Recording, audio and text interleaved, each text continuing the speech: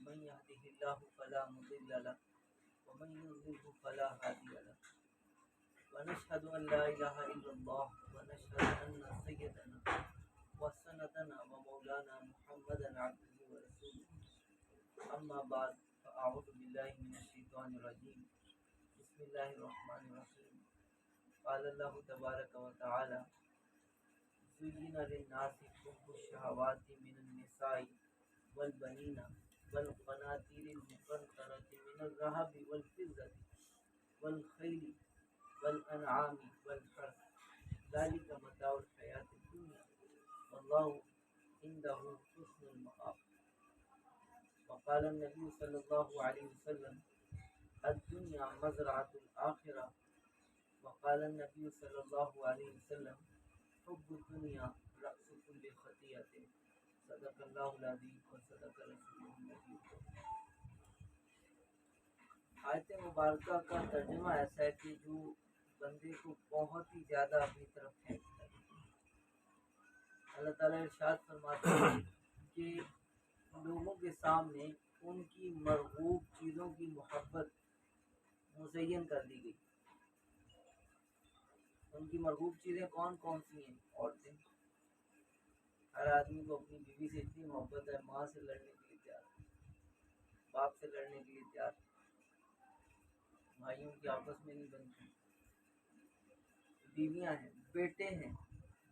بیٹا آنکھ کا تارا ہوتا ہے، دل کا حصہ ہوتا ہے، دل کا ٹکڑا ہوتا ہے، جگر گوشہ ہوتا ہے. اسی طرح سے سونے چاندی کے ڈھیر، کرنسی، پیسہ، ڈالر، روپیہ، بڑی محبت ہے اس سے. اسی طرح سے گھوڑے، آج کے دور میں گاڑیاں. اسی طرح سے کھیتیاں، آج کے دور میں پلاٹ بھی ہیں اور کھیتیاں بھی ہیں. کسی کے پاس ایکڑ ہے، کسی کے پاس مربع ہیں، کسی کے پاس کنال ہے، کسی کے پاس بڑی اچھی لوکیشن کے پلاٹ ہیں. تو یہ ساری چیزوں کی محبت ہمارے سامنے مزین کر دی گئی، ہمیں بہت اچھی لگتی ہے. ہر آدمی چاہتا ہے کہ ان کا ایک اچھا مجموعہ میرے پاس. اللہ تعالیٰ بیان فرماتے ہیں کہ یہ مزین تو کر دی گئی ہیں، لیکن ذالک متاع الحیات الدنیا، یہ تو دنیا کا تھوڑے سا سامان ہے. واللہ عندہ حسن المآب، اور اللہ کے ہاں بہت اچھا ٹھکانہ، بہت اچھا ٹھکانہ. اب سمجھیے کہ اللہ رب العزت نے ان چیزوں کو مزین کیا، ہمیں بنایا آخرت کے لیے. ہم سے تقاضا یہ ہے کہ ہم اللہ تعالیٰ کی بندگی کریں. ان کو مزین کیا تو کیوں کیا؟ اس میں بھی حکمت ہے اللہ تعالیٰ کی. ایک حکمت تو یہی ہے کہ دنیا کا نظام ہی ان کے ساتھ چلتا ہے. اگر بالفرض اللہ تعالیٰ محبت ہی نہ ڈالتے ان چیزوں کی اور ان چیزوں کو مزین ہی نہ کرتے تو ہوتا کیا؟ ہل چلانے والا سوچتا مجھے کیا مصیبت پڑی ہے کہ میں ہل چلاؤں، غلہ کہاں سے ملتا، گندم کہاں سے کھاتے ہیں. اسی طرح سے دودھی سوچتا مجھے کیا مصیبت پڑی ہے کہ بھینسوں کا دودھ دھوؤں اور گوبر اٹھا کے پھینکوں، دودھ ان کو دوں اور گوبر کی بدبو میں اور میرے بچے سونگتے رہ جائیں، مجھے کیا مصیبت پڑی. تو اللہ تعالیٰ نے ان ساری چیزوں کو مزین کیا تاکہ ہر بندہ اپنا کام کرتا رہے، اپنی دنیا بھی سمیٹتا رہے، دنیا کا نظام بھی چلتا رہے. اسی طرح سے آخرت کی طرف متوجہ کرنے کے لیے بھی اگر ہمیں سونے چاندی کے ڈھیر سے محبت نہیں ہوگی، ہمیں عورتوں سے محبت نہیں ہوگی، تو عمل کون کرے گا آخرت کے لیے؟ آخرت میں جب بتایا جائے گا تمہیں حوریں ملیں گی تو وہ کہے گا یہ تو ہمیں یہاں پہ بھی نہیں چاہیے، ہمیں جنت میں کیا کریں گے. سونے چاندی کے ڈھیر، وہ کہے گا ہمیں یہاں بھی نہیں چاہیے. ہم نے جنت میں کیا کرنا ہے، تو کیوں اتنے عمل کریں؟ تو جنت کی طرف خواہش بڑھتی ہے جب بندہ ان چیزوں، یہ چیزیں آپ کو مزین نظر آتی ہیں دنیا میں، تو دنیا کا نظام چلانے کے لیے اور آخرت کی طرف کشش بھی پیدا کرنے کے لیے اللہ تعالیٰ نے ان چیزوں کو مزین کیا۔ اور پھر ایک سب سے بڑی حکمت، جو سب سے بڑی حکمت ہے وہ ہے ہماری آزمائش، جس کو میں بیان بھی کرنا چاہتا ہوں۔ ہماری آزمائش کہ ان چیزوں کو مزین کر دیا اور ساتھ یہ بھی فرما دیا کہ یہ تو دنیا کا تھوڑا سا سامان ہے، اسی کو مقصد نہ بنا لینا، بلکہ آخرت کو مقصد بنانا۔ دنیا بہت جلدی ختم ہونے والی، والآخرۃ خیر وابقیٰ، اور آخرت بہتر بھی ہے اور زیادہ باقی بھی رہنے والی۔ آخرت کے لیے کوشش کریں۔ اب یہاں پر ہمارے نوجوان بھائی، ان کے دل میں یہ خیال آئے کہ دنیا مزین بھی ہے اور دنیا کو بالکل اختیار ہی نہیں کرنا، یہ تو ہم سے نہیں ہو سکتا۔ تو یاد رکھیے یہاں پر بھی اللہ تعالیٰ نے حدود لگائی ہیں کہ اتنی حدود کے اندر رہ کر چیزوں کو استعمال کرو اور اختیار کرو۔ ساری چیزوں کو حرام نہیں کر دیا، ساری چیزوں کو ہمارے لیے اللہ رب العزت نے ناجائز نہیں کر دیا۔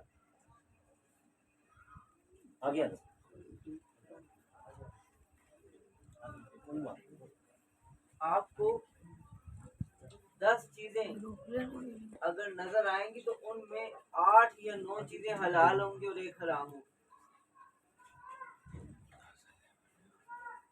اللہ تعالیٰ نے ساری کی ساری چیزوں کو ہم پر حرام نہیں کیا، اور پھر بلکہ بہت ساری حلال چیزیں ایسی ہیں کہ جن کو اللہ تعالیٰ نے ہم پر فرض بھی کر دیا، کچھ کو واجب بھی کر دیا۔ اب دیکھیں، شادی کرنا ایک اچھی چیز ہے، حلال بھی ہے، لیکن صرف حلال نہیں ہے، بعض جگہوں پر جب بندے کو خواہش بہت زیادہ ہو جائے تو اللہ تعالیٰ نے اس کو واجب کر دیا۔ عندت توقانی واجب ہے، تو جب شہوت کا غلبہ ہو جائے تو یہ واجب ہو جاتا ہے نکاح۔ اسی طرح سے کھانا حلال ہے، لیکن جب آپ کو کھانا نہیں کھائیں گے تو موت کا خطرہ ہے، تو یہی واجب اور فرض۔ پینا حلال ہے لیکن بہت سی جگہوں پر یہ فرض اور واجب ہے۔ تو دیکھیے اللہ تعالیٰ نے اس کو حلال رکھا، اور بعض جگہوں پر حلال چیزوں کو فرض اور واجب کے درجے میں بھی کر دیا۔ اور نبی کریم صلی اللہ علیہ وسلم کی حیات طیبہ کو دیکھتے ہیں تو بہت ساری حلال چیزیں موجود ہیں، جیسا آپ صلی اللہ علیہ وسلم نے اپنی زوجہ حضرت عائشہ رضی اللہ تعالیٰ عنہ سے محبت فرمائی ہے، کوئی خامن اتنی محبت اپنی بیوی سے نہیں کر سکتا۔ آپ صلی اللہ علیہ وسلم سے پوچھا گیا کہ دنیا میں آپ کو سب سے زیادہ محبت کس سے؟ اگر آصف صاحب سے بھی اس مجمع میں پوچھا جائے تو اپنی بیگم کا نام نہیں لیں، مجھ سے بھی پوچھیں گے تو میں بھی نہیں لوں،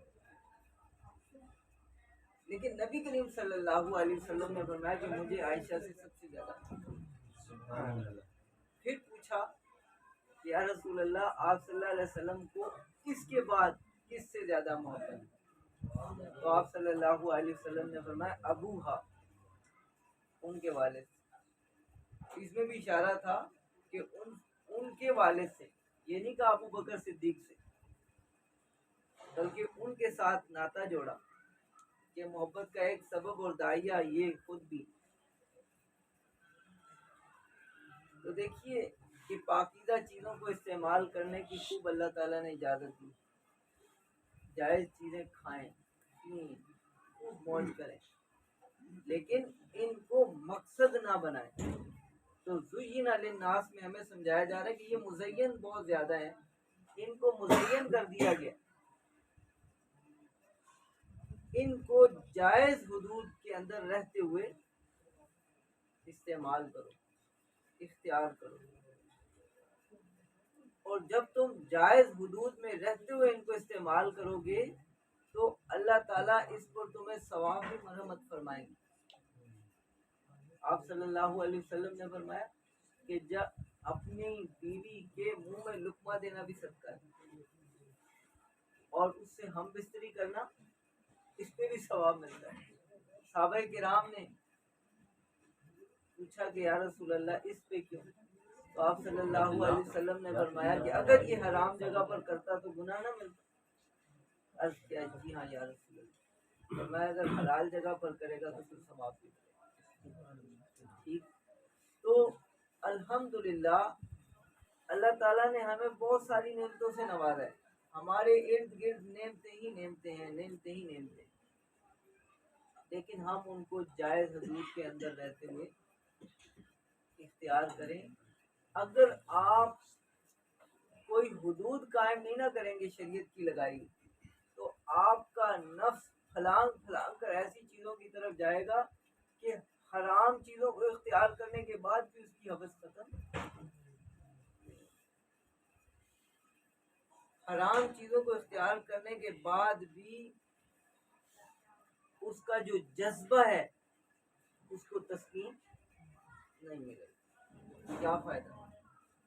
حدود کے اندر آپ اپنے آپ کو لے کے آئیں تو آپ یہ محسوس کریں گے قلبی اطمینان آ گیا، قلبی سکون آ گیا. بتائیے پھر راحت دین کے اندر ہوئی یا دین کے باہر؟ آپ کو یہ چیز لاجک سے سمجھ آ گئی.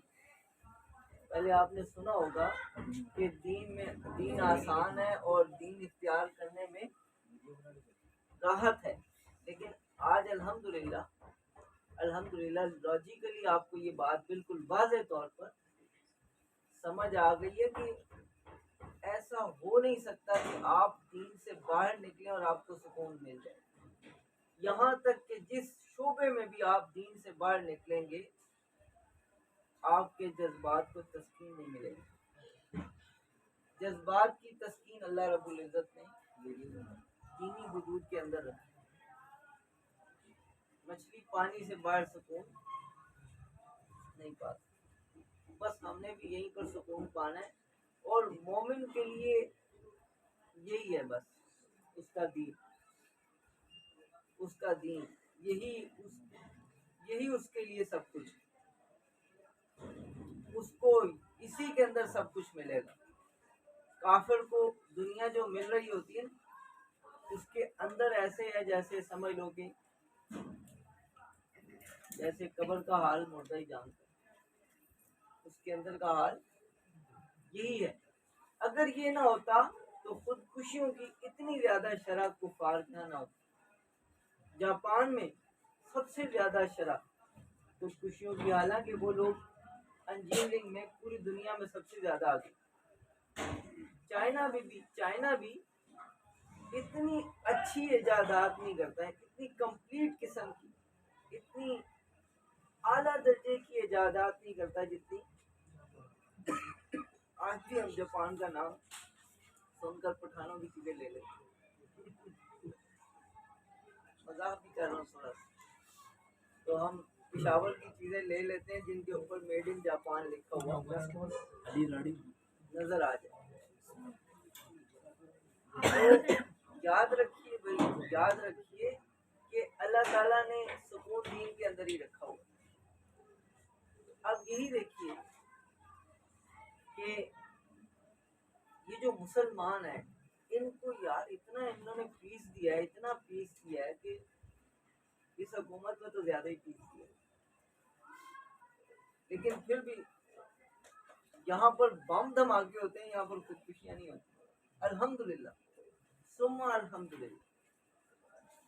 اور یہاں پر اللہ کے فضل و کرم سے ان کے خوش رہنے کے باعث ان کی قوت مدافعت اتنی تیز ہے کہ کورونا ان کو کچھ نہیں کہتا. وہ میرے شاگرد باہر ہیں، وہ کہتے ہیں جی کورونا ہو گیا اور وہ ٹیسٹ ہوتے ہیں یہ اور وہ. تو میں نے کہا ہمیں تو کوئی پتہ نہیں چلتا. ان کا بھائی آپ کے ہاں بھی یہ پھیلا ہوگا لیکن آیا اور گزر گیا، آیا اور گزر گیا، لیکن یہ ہے کہ آپ لوگوں کو محسوس نہیں ہوا۔ ایسے ہی ہمارے ہاں کھانسیاں آتی ہیں تو کھانسی آنے کے بعد گزر بھی جاتی ہے۔ ہمارے ہاں تو الحمدللہ وہ ساتھی یہ زحمت بھی نہیں کرتے کہ 100 روپے کی اور 200 روپے کی بھی دوائی لے، اور وہ لوگ جو باہر ملکوں میں وہ اس پہ ہزاروں روپے کی، لاکھوں روپے کی ٹیسٹ بھی کروا رہے ہوتے ہیں اور اپنا علاج معالجہ بھی بڑی ترتیب سے کروا رہے ہوتے ہیں، لیکن پھر بھی دنیا سے جا رہے ہوتے ہیں۔ تو الحمدللہ اللہ تعالیٰ نے ہمیں ایسا مبارک دین دیا ہے کہ اس میں خیر ہی خیر ہے، تو اس میں داخل ہونا یہ ہماری ذمہ داری ہے کہ ہم اس میں داخل ہو جائیں۔ اب داخل ہونے کے لیے ہم نے کیا کرنا ہے؟ داخل ہونے کے لیے پورا دین میں داخل ہونے کے لیے ہم نے کرنا کیا ہے؟ کوئی پروگرام بھی تو آپ کو دوں نا، کرنا کیا ہے؟ کرنا یہ ہے آپ نے کہ آپ اللہ کا نام لے کے اللہ کی کتاب پکڑ لیں، قرآن کریم، اور قرآن کریم کو پڑھنا بھی سیکھیں، اس کا مطلب اور مفہوم اور ترجمہ بھی آپ سیکھنا شروع کر دیں۔ کوئی ضرورت نہیں، کسی کو گرامر نہیں آتی تو کوئی بات نہیں، اللہ کا قرآن ہمیں کیا کہہ رہا ہے؟ صرف اور صرف ایک آیت سن کر جمعے کے جمعے اس پہ اکتفا نہ کریں، بلکہ پورے قرآن پاک کو سننے کا جذبہ اپنے اندر پیدا کر لیں گے۔ اگر ہم لوگ ریاضی کی کتابیں حل کر سکتے ہیں اور انگلش کی کتابیں حل کر سکتے ہیں تو ہم قرآن کو کیوں نہیں سن سکتے؟ تو قرآن پاک کے ساتھ اپنا تعلق قائم کریں۔ یہ وہ کتاب ہے جو اللہ تعالیٰ نے حضور صلی اللہ علیہ وسلم کو بھی ترقی دینے کے لیے یہی کتاب عطا فرمائی۔ حضور صلی اللہ علیہ وسلم کی روحانی ترقی کے لیے کیا فرمایا؟ وَرَتِّلِ الْقُرْآنَ تَرْتِیلًا، قرآن کریم کو ٹھہر ٹھہر کے پڑھیے۔ تو قرآن کریم میں آپ صلی اللہ علیہ وسلم کے لیے بھی ہدایت، قرآن کریم سے آپ کے بھی درجات بلند ہو رہے ہیں، قرآن کریم سے آپ کو بھی روحانی ترقی مل رہی ہے، تو بتائیے ذرا یہ کتنی بڑی چیز ہے، یہ کتنی بڑی چیز ہے۔ یہ ایک فیصلہ کر لیں، ایک ڈیسیجن آپ لے لیں۔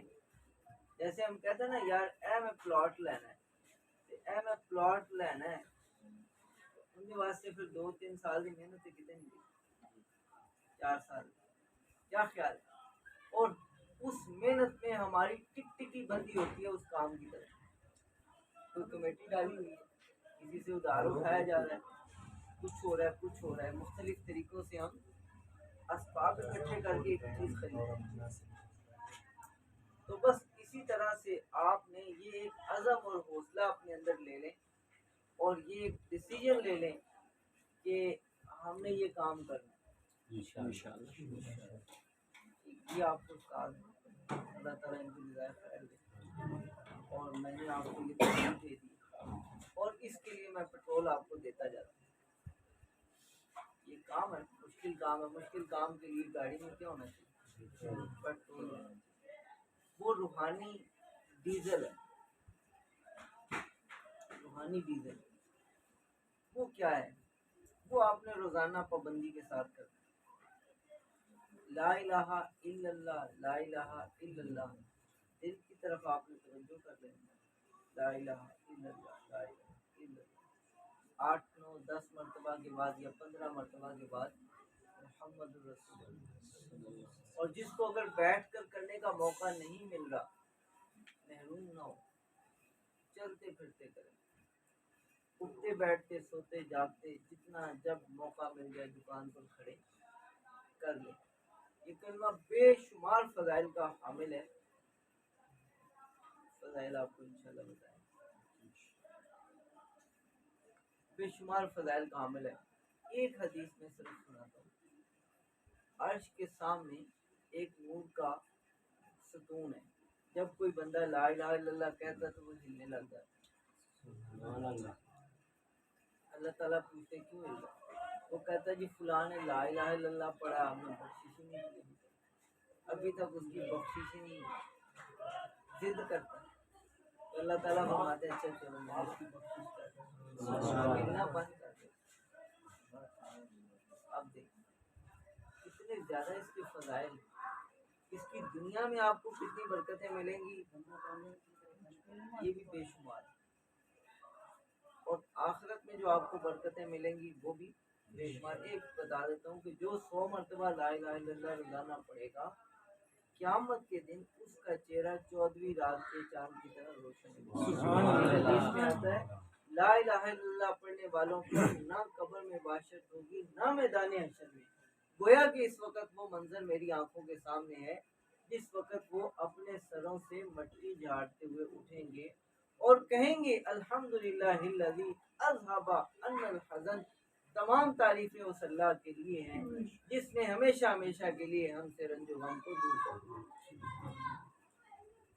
تو بس یہ آپ کا پیٹرول ہے اور یہ آپ کی منزل ہے۔ پیٹرول آپ کا لا الہ الا اللہ، منزل آپ کی قرآن کا سیکھنا، ٹھیک ہے؟ اور اس کو کیوں سیکھنا ہے؟ کیونکہ دنیا کی زندگی عارضی ہے اور یہ مزین ہو کے سامنے آئی ہے۔ اللہ عنده حسن المآب، اور اللہ کے یہاں بہترین ٹھکانہ ہے۔ اس ٹھکانوں کو پانے کے لیے ایک راستہ ہدایت کا قرآن ہے، اس کو ہم نے اختیار کرنا ہے۔ اللہ تعالیٰ سے عمل کی توفیق ہم مانگتے رہیں، اللہ تعالیٰ ہمیں عمل کی توفیق عطا فرمائے۔